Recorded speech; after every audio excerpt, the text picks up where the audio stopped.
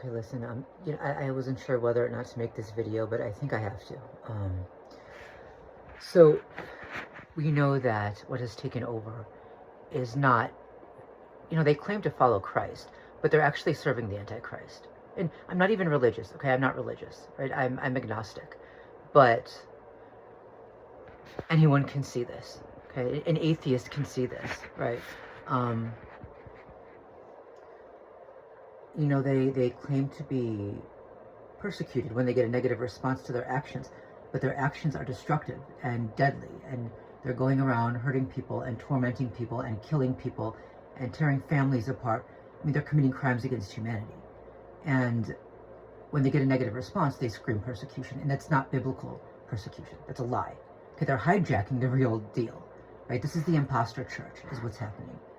It's presenting itself as the actual church of Christ, and it's not. Okay, and everything they do is deceitful, right? They project, they reverse, they transfer, they scapegoat, they sicken while claiming to heal, they kill while claiming to save, they destroy while claiming to create, they call good evil and evil good. By deceit, they conquer. And it's almost to the point where you kind of got to call it what it is. This is literal Antichrist level deception. Anyway, but to the people who actually, when it comes to self-professed Christians, right, most of them are not ready for actual biblical persecution if they ever faced it. Because what they're used to is the mainstream church committing atrocities and then screaming persecution when they get a warranted response from the people they're hurting. Right? You're going to whip someone and that person cries out in pain against you. That's not persecution of you. It takes, a child can understand this. So when real persecution comes, most people are not ready for it. And it comes as a shock to them, and they don't know what to do, right? So when it comes to the people who are actually trying to follow Christ, right? Those with empathy, those with a conscience, those with humanity, the humanitarians, okay? Those who are who care about healing the sick and want to heal the sick and feed the hungry and clothe and house the poor and if you have empathy, things are getting hard. They're getting really hard right now, and they're going to get worse. I heard a pastor say, and I forget his name, he was a pastor, I think from an Episcopal church or something like that.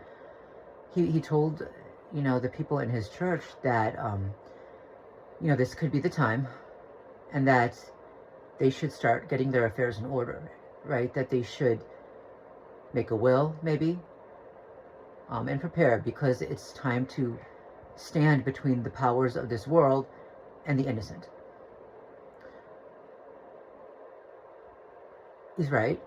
I'm not going to say that this is biblical, because there's a good chance that it's a setup and people want to make it seem like it's biblical. And plus, every time people have gone through, catastrophes and hardship, they believe it's the end.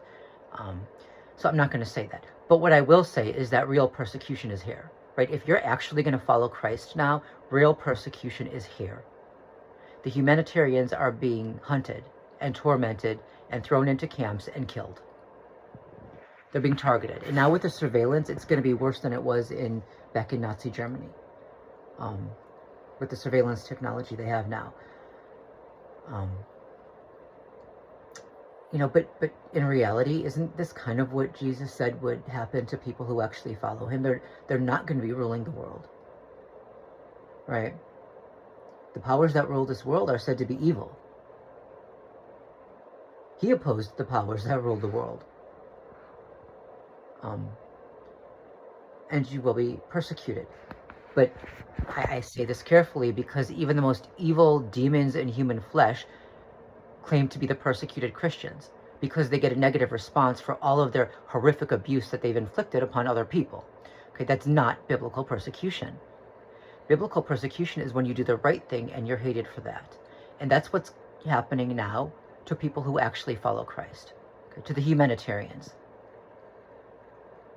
You want to heal the sick. You want to make sure everyone has adequate health care and food and shelter and clothing and comfort and support and nourishment, you know, physical and spiritual and emotional, right? I mean, you're a good person. And you oppose racism and bigotry and misogyny and you know, you're a good person. Then, okay, sorry, I have to make this video in 2 clips because for whatever reason it stopped recording. So I'm picking up now and I'm just gonna put these 2 videos together. But anyway, yeah, if you're a good person, you're a decent human being, you're a humanitarian, the persecution is here. I mean, and you know that, and the truth is, this is kind of what he said would happen, right? And, you know, it's very easy to read something and get all worked up about it and think, ooh, this is going to be bad. This is what's going to happen to us. And it almost becomes a sick fantasy for the false church, right? But when you're actually living through it and you're actually going through it, it's much different. Okay, this is real. This is real, right? This is not the wet dreams of sick, sadomasochistic, you know, false Christians who get off on this fantasy of persecution, and you know, they are sick. Okay, they're the false church, right? They're not being persecuted. They're the persecutors. But for those of you who are actually decent human beings and who are actually following Christ or trying to, no one's perfect, but if you're trying to, he said this would happen. He said it would get bad. You understand that.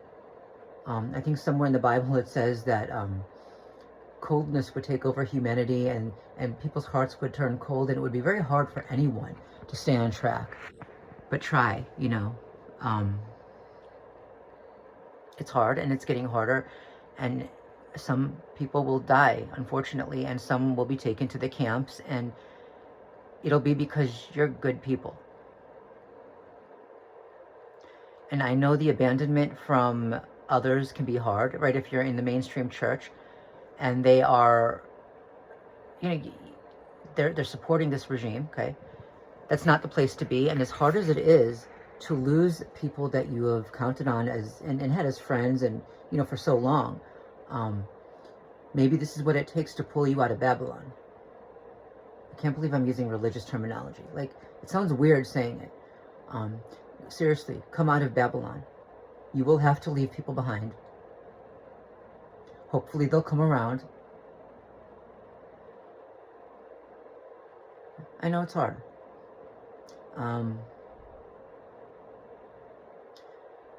Maybe the world religions had to get this bad, this horrific, this monstrous, in order for people to realize they're not in the right place.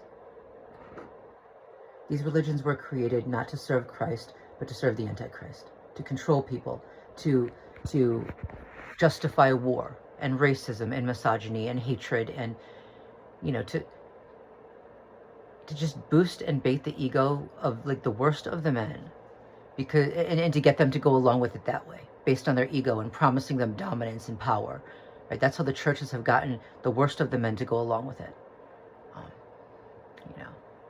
And people who don't care if other people are hurt, right? They'll support something when they think it's only other people who will be harmed by it, okay? Because they don't think they'll personally be harmed by it, men and women, right? And then they are, and they want sympathy, and we have to try to keep, you know, I call this empathy drain because it starts to get hard. You know, it gets really hard to maintain that empathy, but what happens to us when we lose it, when we don't? Okay, we don't want to become monsters. Everything is hard now. He said it would be. This is what he said. Okay, if you're actually following him right now, I know it's hard, but you're literally doing what he said to do, and you're suffering what he said you would suffer. Too shall pass. Gamze ya avor. Yeah, this too shall pass. Hang in there.